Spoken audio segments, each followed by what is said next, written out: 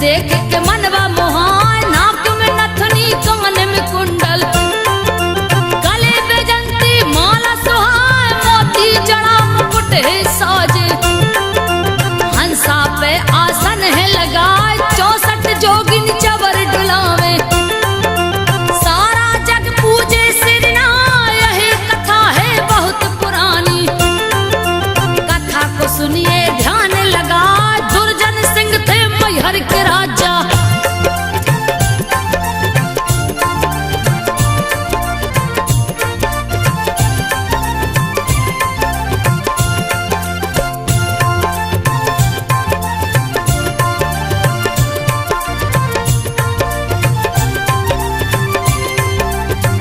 दुर्जन सिंह थे मैहर के राजा, यही इतिहास रहो बतलान, उन्हीं के राज्य में एक था ग्वाला, गैया चराने जंगल जाए, बहुत भयानक था वह जंगल, दिन में रात रहा दिखलाए, एक दिन उस ग्वाले ने देखा, गाँव बीच एक दूजा गाय, जिसका रंग सुनहरा दिखता, ग्वाला कछु समझ नहीं पाए, दूसरे दिन जब जंगल आया, फिर वही गैया गई दिखाए, गैयों के संग चरने लगी है,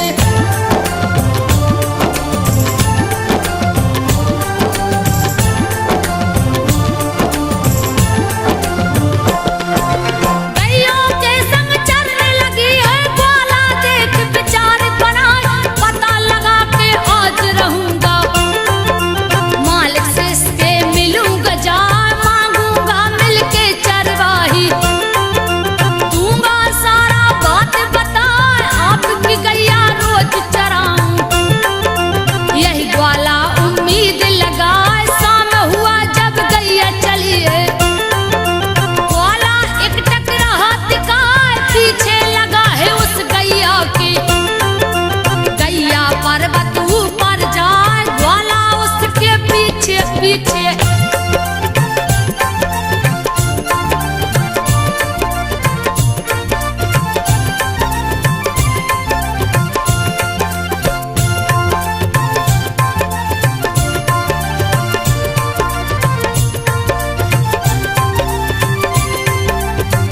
ग्वाला उसके पीछे पीछे, पलक नहीं है तनक झपकाए, ग्वाले को देखत देखत गैया गुफा के अंदर गई समा, द्वार बंद हो गया गुफा का, ग्वाला अंदर जा नहीं पाए, गुफे के द्वार पे बैठा ग्वाला, उसके समझ कछु नहीं आ, तभी खुला है द्वार गुफा का, जिससे निकली बुढ़िया माँ, लगी वो पूछने कौन हो बेटा, रहा है ग्वाला सब समझाए, आपकी गैया रोज चराऊं,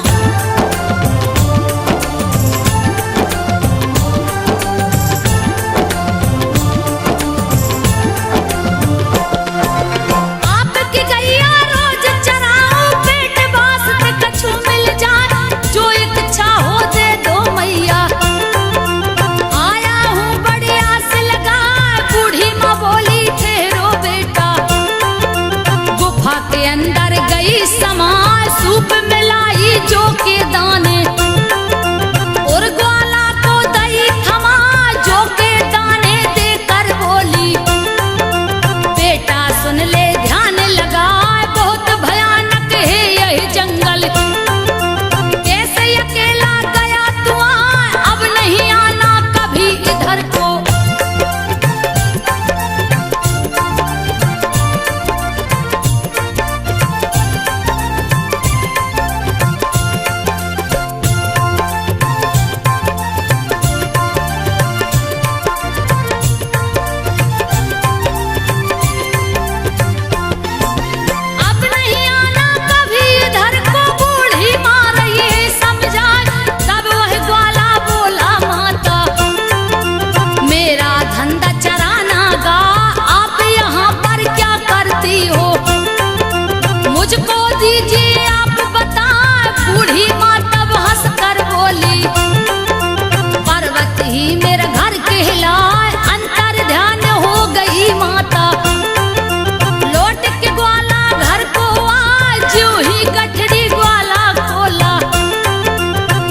की जगह जवेरात दिखाए, हीरे मोती चमक रहे हैं।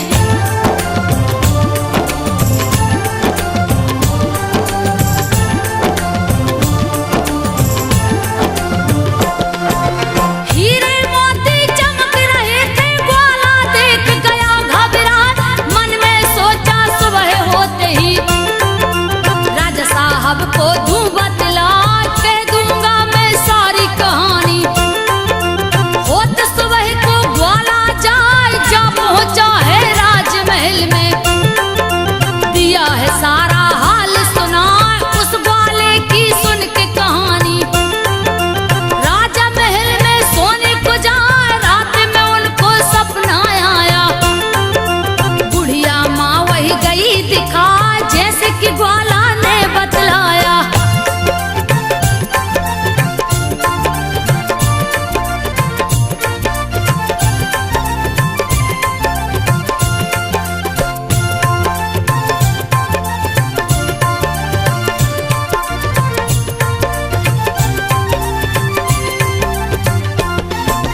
जैसा कि ग्वाला ने बतलाया, माँ ने दर्शन दिया दिखा, आदि शक्ति माँ सारे दहू में। सुन लो राजन ध्यान लगा, जहाँ पहाड़ी पे रहती हूँ वहीं पे दे मढ़िया बनवाए, भक्तों के लिए रास्ता बना दो, पूजा मेरा दो करवाए, मेरे दर्शन से पूरे मनोरथ। दुर्जन सिंह को दी समझाए, सुबह होते ही महाराज ने उस ग्वाले को लिया बुलवाए, उसको ले उस जगह पे पहुंचे।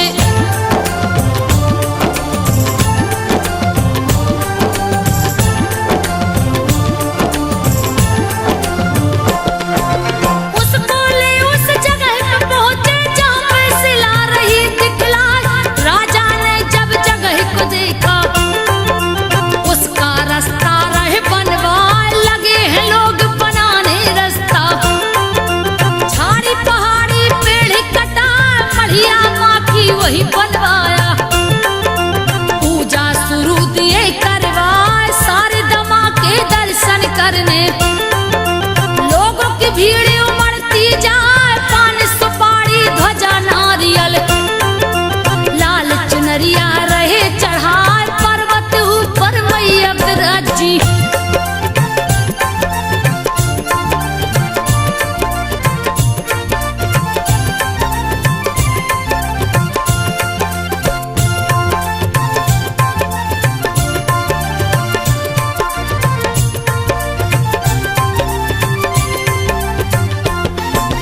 पर्वत ऊपर मैया विराजी, जंगल चारों ओर दिखाए, आल्हा तलैया आल्हा अखाड़ा,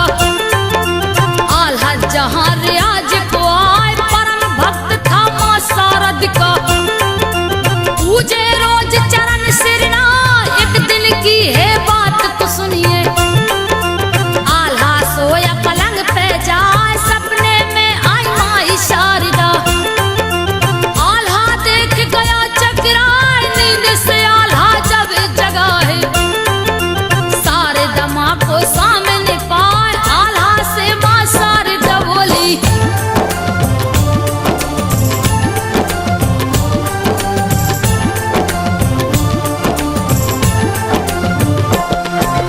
आल्हा से माँ शारद बोली, नगर ढिढोरा तो पिटवाई, अमर बना दूंगी मैं उसको, जो गर्दन को काट चढ़ाए, कह के अंतर ध्यान हुई माँ। सुबह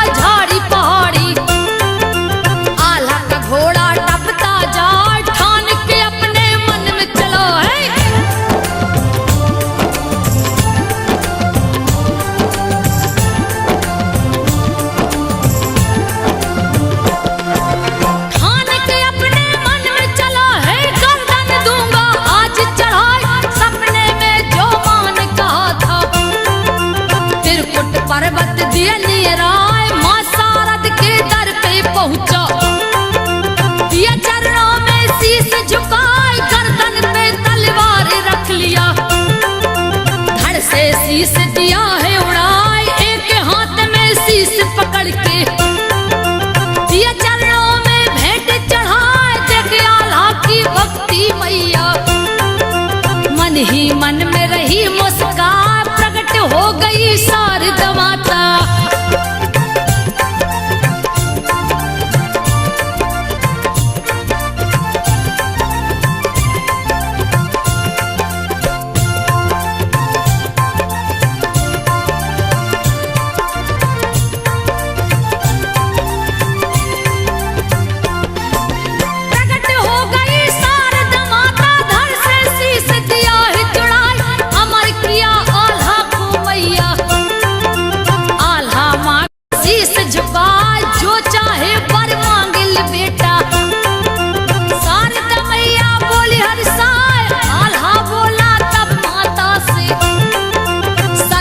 पूजा करू सिर ना और कछु ना दीजिए माता, आल्हा की भक्ति कहीं न जाए, जग जननी जगदम्बे अम्बे, शारदा माँ का रूप कहा, माँ शारद से आल्हा बोला,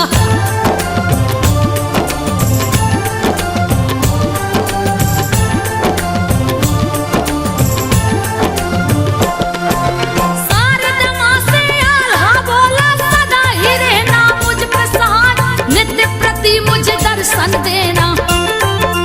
तू जी कछु भी इच्छा ना, एऊ मस्तक है शारदा माता, आल्हा को वर दे कर जाए, मैया से वर पाके आल्हा, खुशी से फूले नहीं समाए, कोई रण ना आल्हा हारे, भुजा पे मैया भई सहाय, जिसका जग में नाम अमर है, जिसको कोई जीत न पाए, आज भी आल्हा दर पे आता।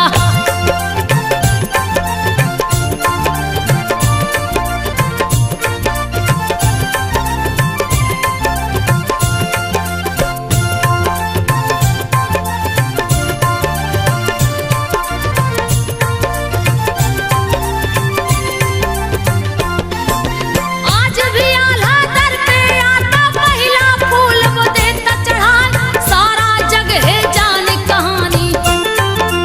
शक्ति मैया देती बढ़ाए, को नहीं जानत माँ की महिमा, कीर्ति गावत जग थक जाए, बीड़ा पुस्तक धारण करती, सरस्वती मैया जो कहलाए, हंस वाहिनी विद्यादान की, ब्रह्मचारिणी तू ही कहाए, कुमारी भुवनेश्वरी माता, सारा जग पूजे सिर नाय, परम पूज्य परमेश्वरी माता।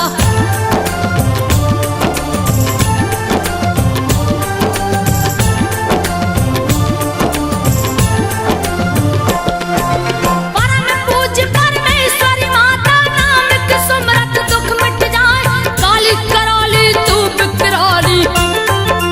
तेरा वचन न खाली जाए, रोते सवाली दर पे आवे, हंसते हुए वो घर को जाए, एक सच्चा दरबार है तेरा,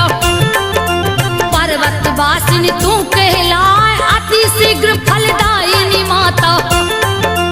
वेद पुराण रहो बतला, वह दौलत दुनिया का पाता, जिसका स्वर माँ देती सजाए, मई हर वाली शारदा मैया।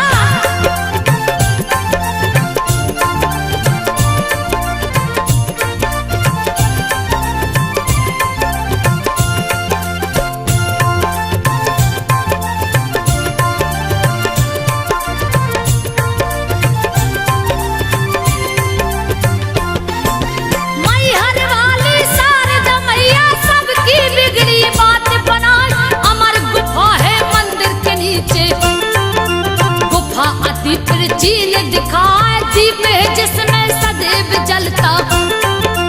जिसको कोई देख न पाए, आल्हा तालाब और आल्हा अखाड़ा, मई हर नगर की शोभा बढ़ाए, माँ का दर्शन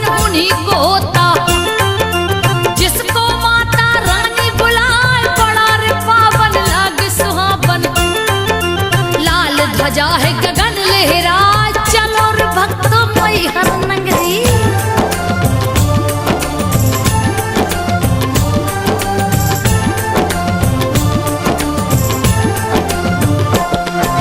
चलो रे भक्तों मैहर नगरी, शारदा माता रही बुलाए, दर्श मात्र से जिनके संतो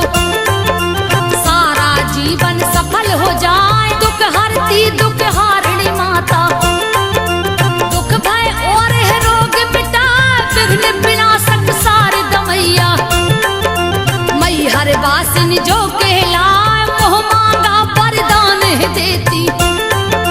सबके मन की आस पुराए। बसंत पंचमी में लगे मेला, भारी भीड़ रही दिखलाए, दर्शन देती शारदा मैया।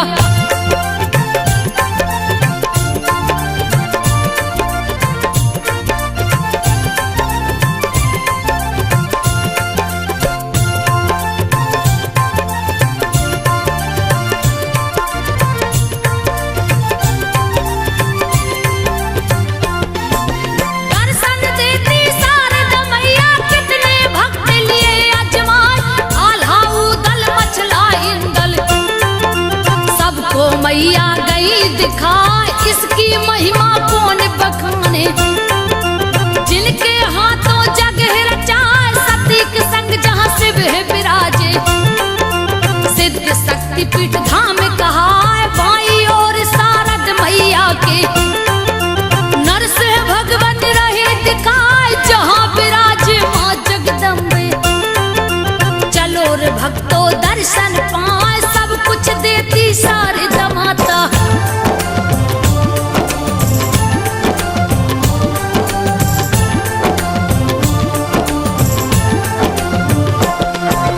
सब कुछ देती शारदा माता, कथा को सुनिए ध्यान लगाए, प्रथम सीधी पे शीश झुका के, मात शारदा जो गोहराए, चढ़त चढ़ाई मन ना थाके। मैया शक्ति देती बढ़ाए, बाजा बाज रहे अंगना में,